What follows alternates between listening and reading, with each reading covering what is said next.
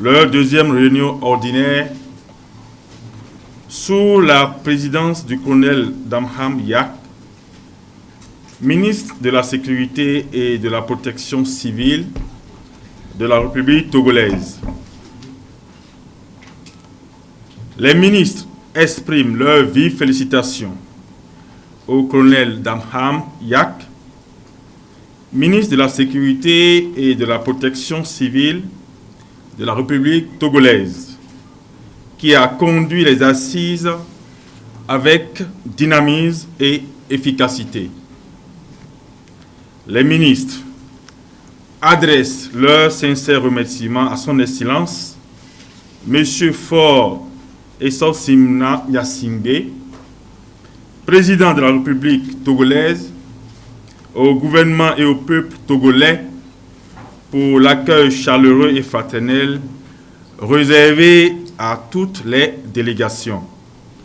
Fait à Lomé le 24 novembre 2017, les ministres en charge de la sécurité et des frontières de l'espace Entente.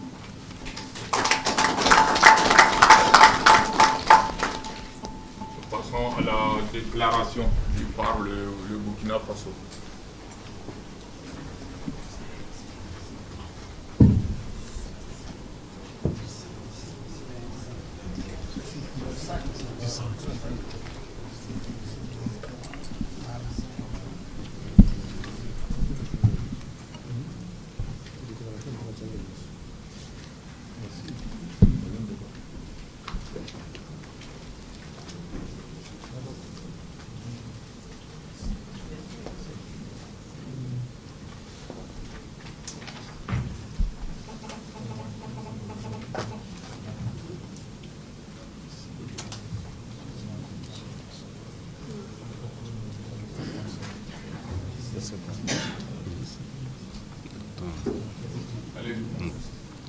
Conseil de l'Entente, deuxième réunion annuelle des ministres en charge de la sécurité et des frontières.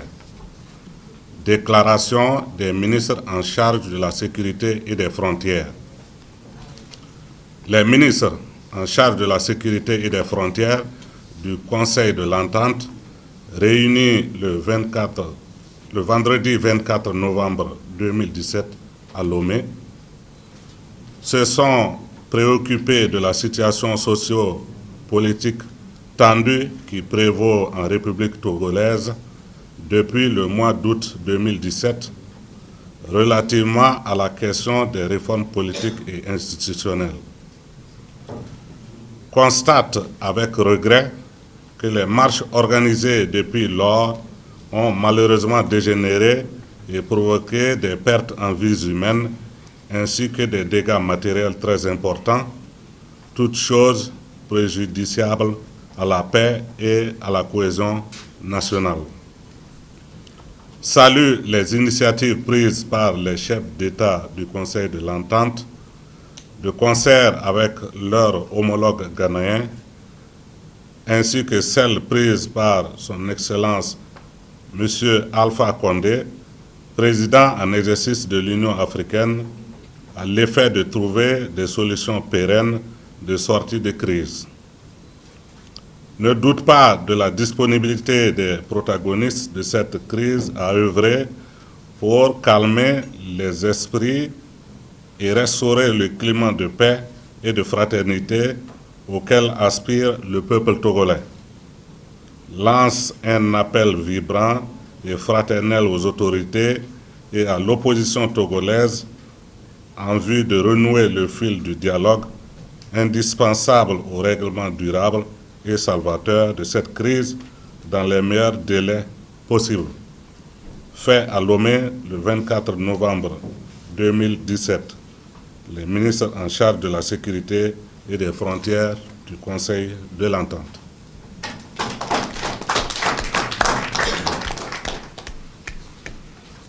Passons au communiqué final par le Niger. Christophe Otis.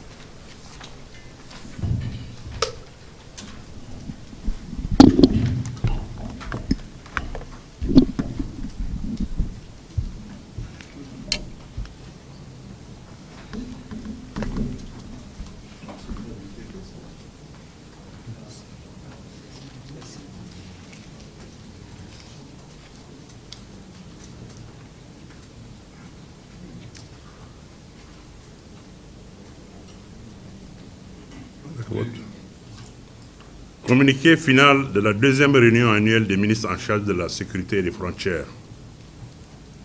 Les ministres en charge de la sécurité et des frontières de l'espace Entente ont tenu leur deuxième réunion annuelle le vendredi 24 novembre 2017 à Lomé, en République togolaise, sous la présidence du colonel Dameham Yark, ministre de la Sécurité et de la Protection civile du Togo.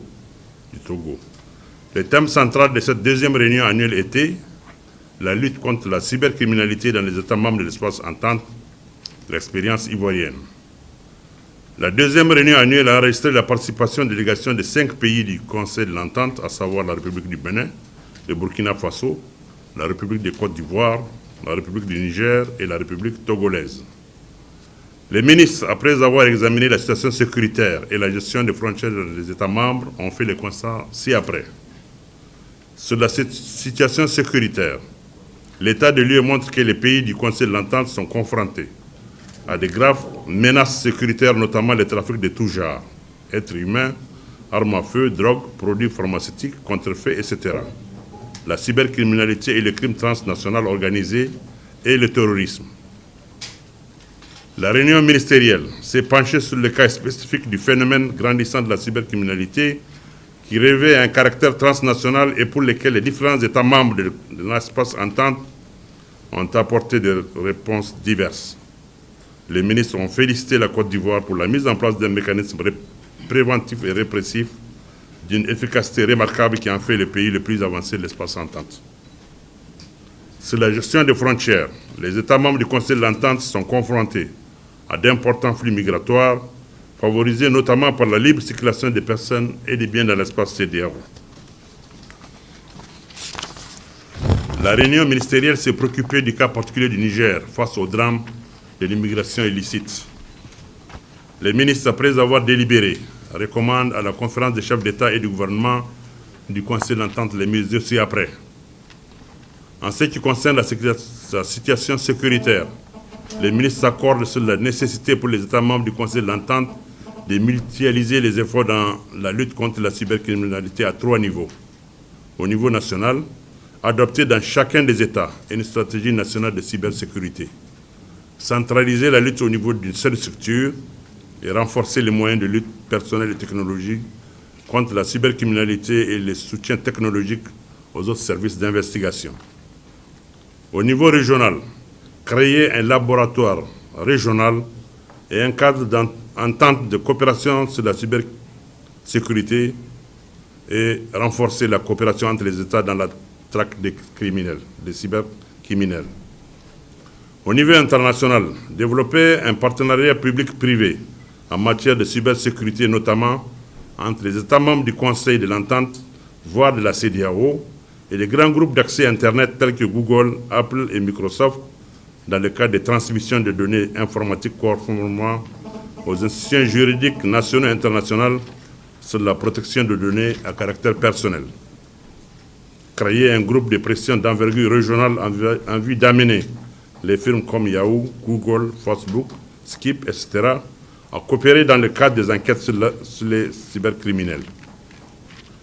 S'agissant de la gestion des frontières, les ministres font les recommandations suivantes. Encourager les pays qui n'ont pas encore fait à élaborer leur politique nationale de gestion des frontières. Encourager la création de structures autonomes de gestion des frontières dans les États membres qui n'en ont pas. Renforcer la coopération transfrontalière à travers la mise en place des plateformes de coopération sécuritaire entre les forces de défense et de sécurité de l'espace Entente d'une part, et de coopération entre les élus locaux et les chefferies traditionnelles des espaces frontaliers dans l'espace Entente d'autre part. Accompagner le développement des espaces frontaliers dans les États membres.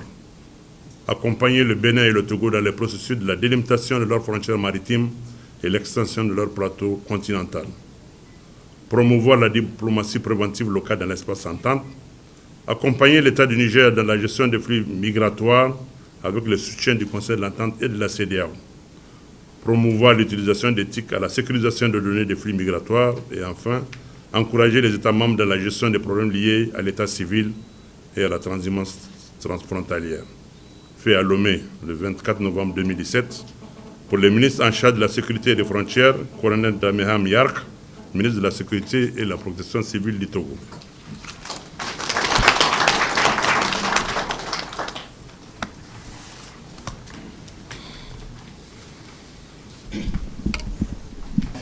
cette deuxième réunion annuelle des ministres de l'espace entente en charge de la sécurité et des frontières. Nous allons maintenant passer aux interventions de clôture, en commençant par le mot de fin de son Excellence M. Patrice Kwame, secrétaire exécutif du Conseil de l'Entente.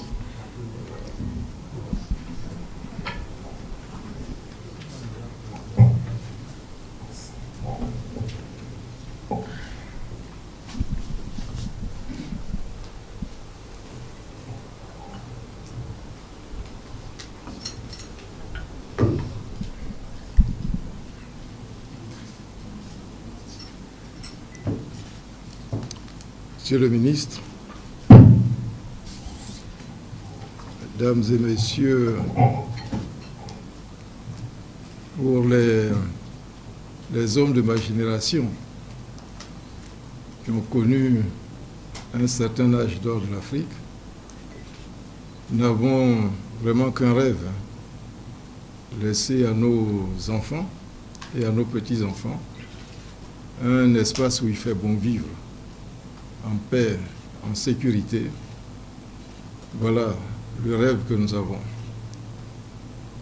Voilà pourquoi les questions de sécurité nous préoccupent. Et nous n'étions pas persuadés de réunir le quorum nécessaire pour tenir cette réunion, compte tenu des calendriers particulièrement chargés.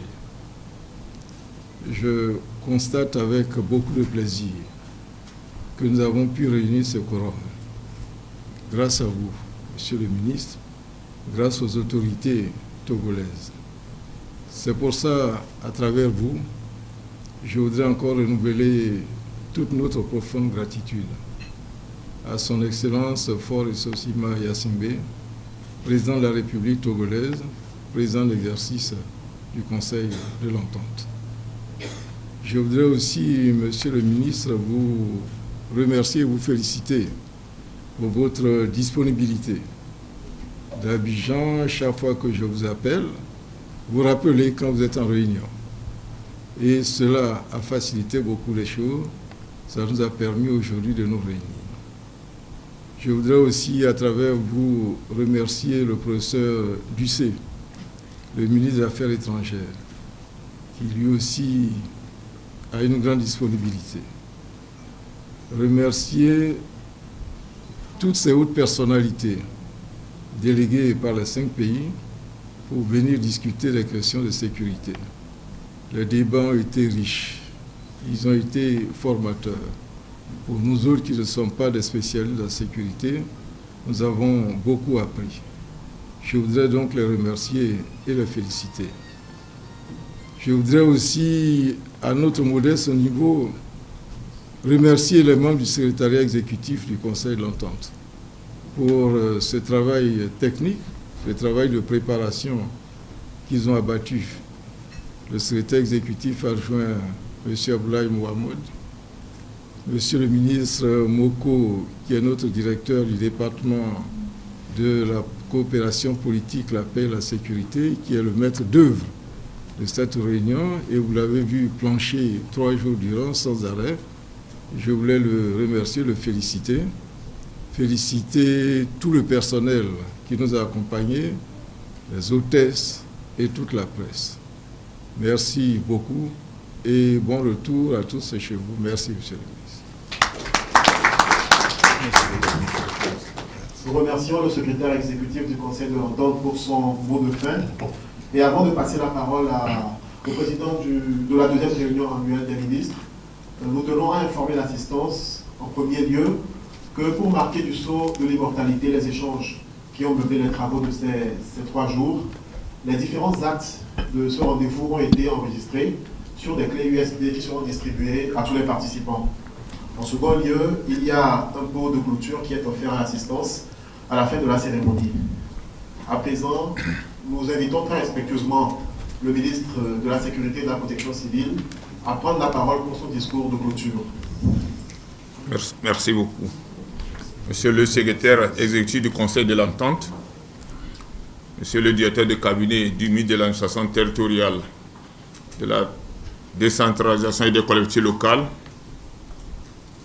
Mesdames et Messieurs les représentants des ministres en charge de la sécurité et des frontières du Conseil de l'Entente, Mesdames et Messieurs les experts du Conseil de l'Entente, Mesdames et Messieurs des médias, Mesdames et Messieurs, je voudrais à la fin de nos travaux rendre grâce à Dieu pour sa bénédiction qui nous a accompagnés tout le long de cette journée. Je voudrais aussi saluer et féliciter le secrétariat exécutif pour le choix pertinent de la thématique qui a meublé ces 3 jours de travaux, les 2 premiers jours des experts et la journée d'aujourd'hui pour les ministres. Je voudrais féliciter les experts pour la qualité de leurs travaux et les conclusions pertinentes auxquelles ils sont parvenus. Comme le secrétaire exécutif le disait tout à l'heure, aujourd'hui le problème de sécurité est devenu le premier problème de notre sous-région. Il est vrai que l'agenda est serré, mais lorsqu'il s'agit du problème de sécurité, je crois la disponibilité des ministres n'est plus à démontrer. Donc je tiens à remercier tous ceux qui ont dû faire le déplacement de Lomé pour assister, participer activement aux travaux de cette 2e réunion annuelle des ministres en charge de la sécurité et des frontières de notre espace entente. Les conclusions auxquelles nous sommes parvenus et les recommandations seront transmises, je crois, par le biais du secrétariat exécutif à la conférence des chefs d'État qui, naturellement, donneront des instructions pour leur mise en œuvre. Je disais tout à l'heure que la sécurité est devenue l'élément essentiel de notre espace. Tout à l'heure, on l'a dit, aucun pays n'est à l'abri. Et seule notre solidarité, notre concertation, la mutualisation de nos moyens nous permettront de venir à bout de cette situation d'insécurité qu'on enregistre. Le Sahel n'est pas tranquille, les pays côtiers non plus. Donc la solidarité est devenue un impératif, une obligation. Et entre les services de sécurité, les services de renseignement, nous l'avons dit tout au long des travaux, la coopération doit être de mise. Et plus nous sommes solidaires, plus nous partageons les informations, plus nous sommes ouverts les uns aux autres, je crois qu'il n'y aura pas de place pour des criminels dans notre espace entente. Pour terminer, je voulais, à l'instar du secrétaire exécutif, souhaiter un bon retour à toutes les délégations. Vous qui avez fait le déplacement, que le Tout-Puissant vous raccompagne, sains et saufs, dans vos pays respectifs. C'est sur ce mot que je voulais déclarer clos les travaux de la 2e réunion annuelle des ministres en charge de la sécurité et des frontières de l'espace entente. Que Dieu bénisse notre espace. Je vous remercie. Mesdames et messieurs, tout est bien qui finit bien. Ok.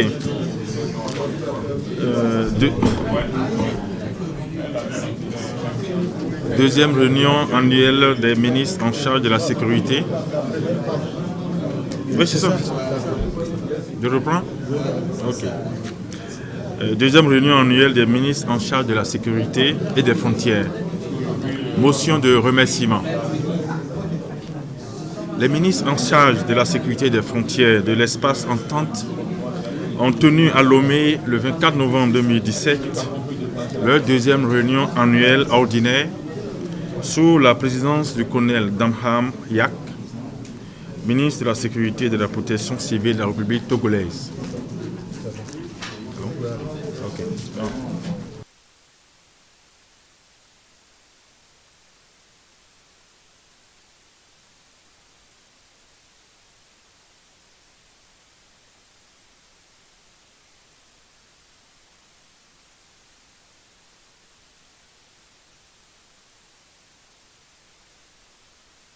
mesdames, messieurs. Présentez-nous brièvement les grandes recommandations de cette réunion du Conseil des ministres de l'Entente. Merci beaucoup. Je voudrais, avant de vous présenter les grandes recommandations, féliciter le secrétaire exécutif du Conseil de l'Entente qui a choisi le thème de la réunion, la deuxième réunion ministérielle. Vous savez que depuis 2 ans, le Togo assure la présidence de la conférence des chefs d'État du Conseil de l'Entente.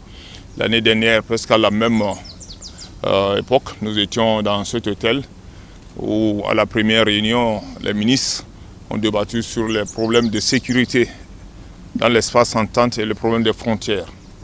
Cette année, à la deuxième réunion, je disais tout à l'heure, le secrétaire exécutif a choisi pour thème la cybercriminalité et l'exemple de la République de Côte d'Ivoire, qui est très avancée dans ce domaine. Il fallait partager l'expérience de la Côte d'Ivoire aux autres pays du Conseil de l'Entente. Voilà en gros la thématique qui a meublé les travaux de ces 3 jours.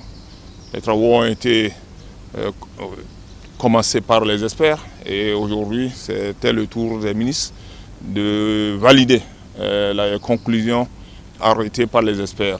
Ces conclusions ou recommandations seront transmises à la conférence des chefs d'État qui naturellement donneront des instructions pour la mise en œuvre des recommandations.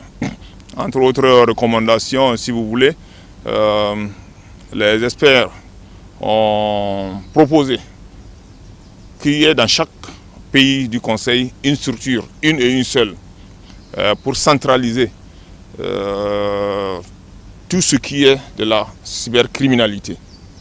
Mais cette structure partagera naturellement les informations aux autres unités d'investigation. Et au niveau régional, il faut un laboratoire d'expertise en cybercriminalité. Le monde ne sait pas où, quel pays va abriter ce laboratoire, mais ce laboratoire se chargera de diffuser, de partager, de traiter les différentes données qui seront transmises à cette structure. Et au niveau international, le Conseil a également recommandé que les chefs d'État du Conseil prennent contact avec les superpuissances, c'est-à-dire les grandes structures spécialisées en informatique, par exemple Microsoft, Google et autres, pour qu'on s'entende, pour qu'en matière d'investigation, que ces structures ne fassent pas blocage aux enquêteurs. Voilà en gros les recommandations qui ont été retenues pour cette deuxième réunion annuelle des ministres en charge de la sécurité. Monsieur le ministre, vous nous donnez la situation de la cybercriminalité actuellement? Je n'ai pas les chiffres, mais je vous dis, aucun pays n'est à l'abri de la cybercriminalité. Vous savez comme moi ce que les réseaux sociaux commettent comme dégâts. Les transformations, les inventions que les gens véhiculent à travers les réseaux sociaux. J'ai dit tout à l'heure que je ne vais pas parler à votre place, vous êtes des médias, vous savez ce que ça coûte à la sécurité, vous savez ce que ça coûte à l'économie nationale, vous savez ce que ça coûte à la paix civile. Donc la cybercriminalité aujourd'hui, elle est devenue l'élément essentiel en matière de sécurité de notre région. Et chacun doit mettre du sien pour que nous venions à bout de ce fléau qui, malheureusement, est en train de prendre de l'espace dans le monde entier. Merci. Et puis, j'aurai là une conférence tout à l'heure. On va aller juste en 1 minute. Quelle sera maintenant l'implication du Conseil de l'Entente pour la mise en place de ces résolutions? C'est ce que M. le ministre vient de vous dire. Il y a une procédure. Après cette réunion ministérielle, nous aurons une conférence des chefs d'État, bientôt. Elle devrait se tenir là, à la veille de la conférence des chefs d'État de la CEDEAO, mais elle a été reportée. Et donc c'est au cours de cette conférence des chefs d'État que les propositions qui sont faites par les ministres viendront au niveau des chefs d'État qui donneront les instructions nécessaires pour les mises en œuvre. Voilà la procédure. C'est ce qui va se passer. Voilà, merci beaucoup.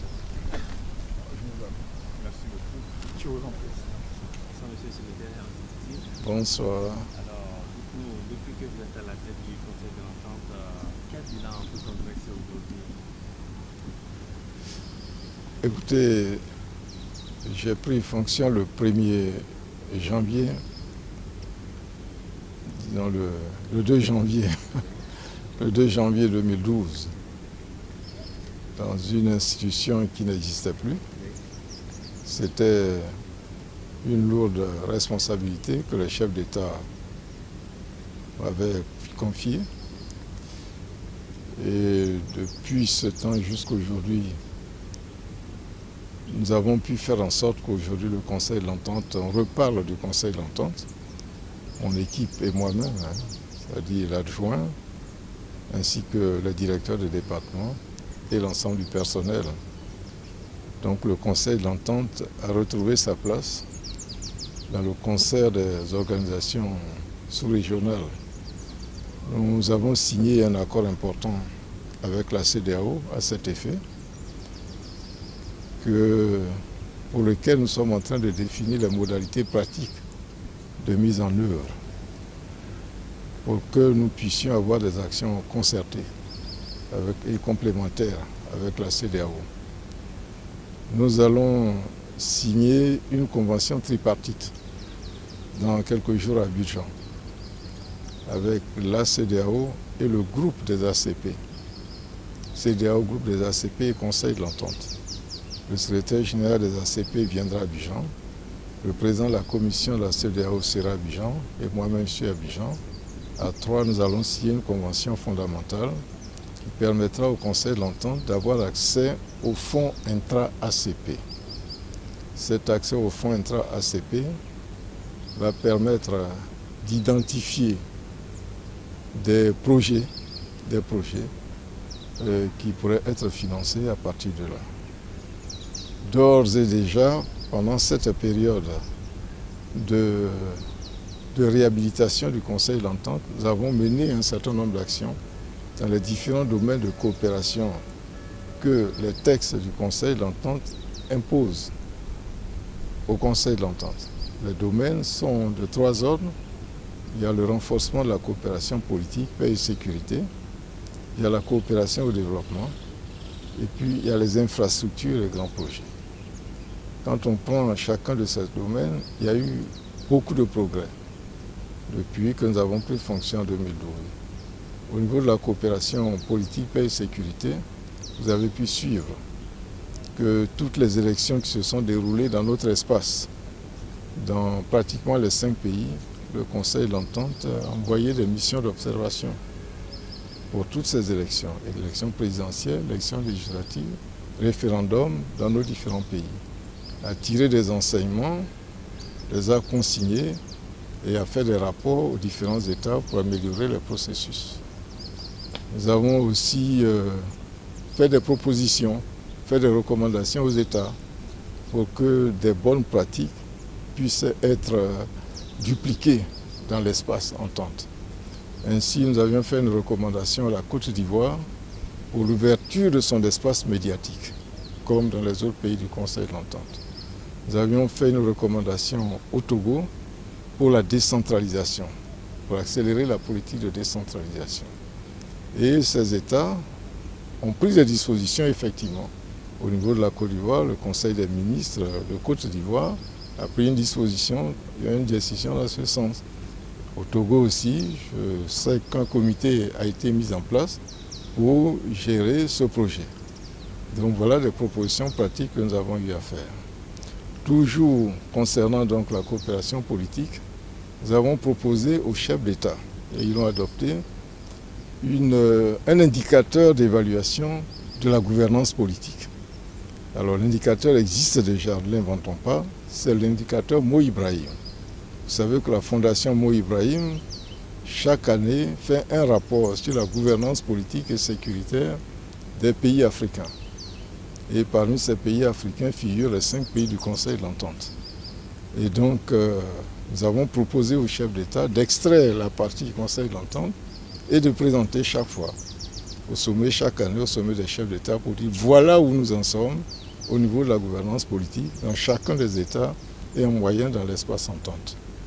Il en est de même pour la gouvernance sécuritaire. C'est le même indice Mo Ibrahim pour la gouvernance sécuritaire et ça aussi c'est apprécié. Donc au cours de cette réunion, nous avons fait le point au comité des experts pour dire voilà où nous en sommes dans l'espace entente au niveau de la gouvernance. Au niveau de la coopération au développement, l'instruction précise que nous avons eue des chefs d'État, c'est de réaliser des projets concrets qui améliorent les conditions de vie des populations rurales. Et ces projets-là, nous en avons mené, avec pas beaucoup de moyens, mais nous avons touché au moins une centaine de localités dans l'espace entente, en termes d'hydraulique villageoise, en termes d'électrification, en termes de construction d'infrastructures scolaires, infrastructures sanitaires, etc. Ce sont des choses concrètes qui ont été faites et qui existent, que nous avons eu à remettre aux populations, que nous avons inaugurées.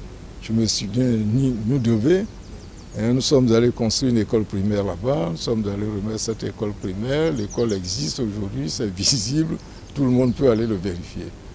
Voilà un peu ce que nous essayons de faire. Par ailleurs, au niveau de la culture et le sport, nous soutenons une activité culturelle ou sportive importante dans chacun des pays. Et au Burkina, c'est le FESPACO, et nous avons un prix Félix Houphouët-Boigny qu'on attribue à un jeune cinéaste, chaque fois au FESPACO, qui traite du thème de la paix, de la démocratie, de la bonne gouvernance.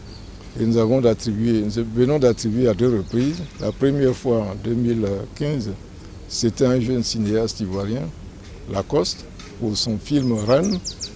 Et puis récemment, donc, au Burkina, nous venons à une Burkinabé pour le film Frontières. Donc c'est quand même important pour un jeune cinéaste parce que c'est accompagné d'un chèque de 10 millions. C'est quand même important. Et puis dans les autres pays aussi, nous soutenons des activités. Au Togo, ce sont les danses traditionnelles, etc., etc.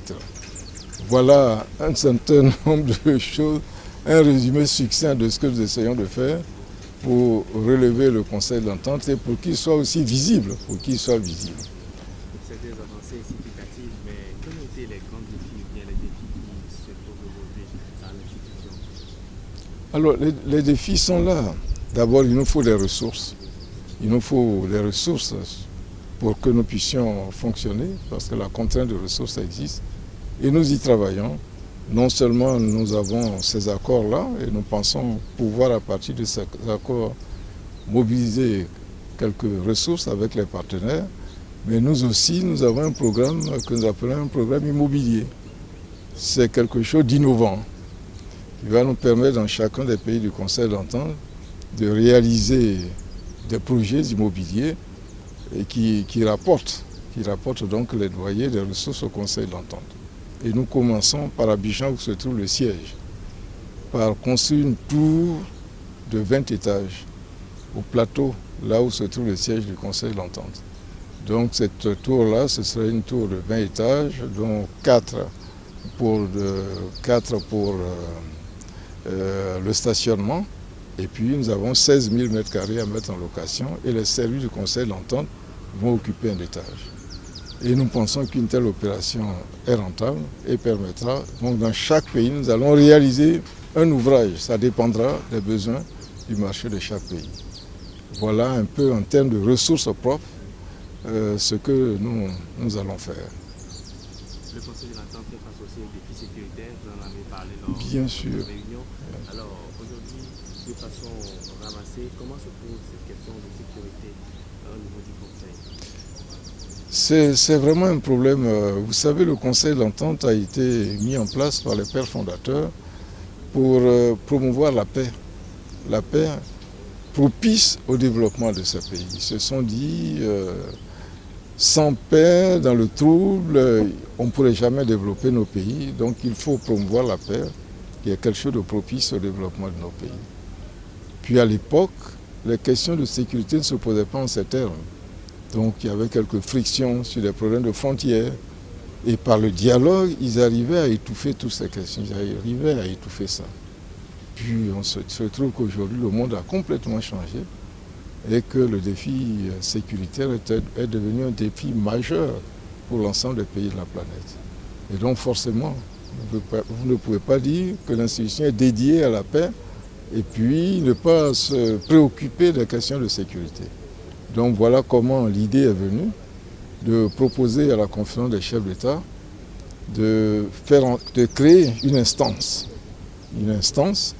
et qui n'était pas une instance statutaire, mais créer une instance permettant d'aborder ces questions-là. Et l'instance créée, c'est la réunion annuelle des ministres en charge de la sécurité et des frontières. Parce qu'il se trouve que les frontières posent également des problèmes de sécurité et des frontières. Et donc c'est cette instance-là qui est en train de se réunir, c'est une fois par an, l'instance se réunit, puis fait des propositions au sommet des chefs d'État qui décident, qui ordonnent, et puis on essaie d'exécuter donc les recommandations. Or, nous avons constaté qu'effectivement les problèmes de frontières sont des problèmes réels, que là aussi il y a des questions de sécurité, il y a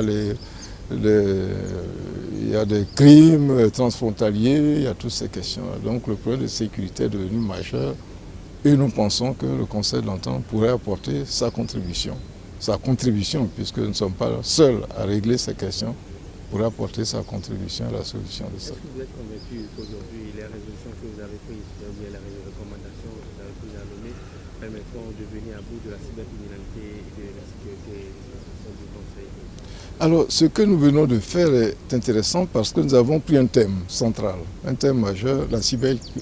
Tout en discutant de l'ensemble de la situation sécuritaire dans l'espace entente, nous nous sommes focalisés sur un thème majeur. Et c'est ce que nous allons faire chaque fois.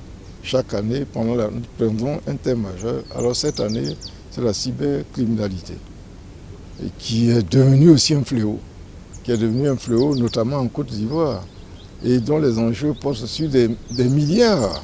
Nous avons eu des rapports, c'est vraiment quelque chose. Et donc, c'est sur ça que les débats ont eu lieu, et nous avons demandé à la Côte d'Ivoire de nous présenter son expérience de lutte contre cette cybercriminalité. Et le délégué ivoirien est venu présenter son expérience, qui est extrêmement riche et qui permettra aux autres pays de voir si effectivement ils peuvent adapter cette expérience dans les différents pays.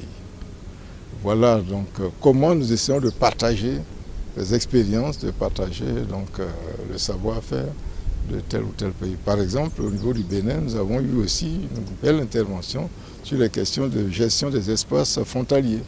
Là aussi, on a eu une intervention extrêmement enrichissante et les autres pays peuvent effectivement, à partir de là, voir comment ils peuvent adapter leur propre dispositif à ça. Monsieur Kouré, merci beaucoup. Ça va là? Merci beaucoup. Merci.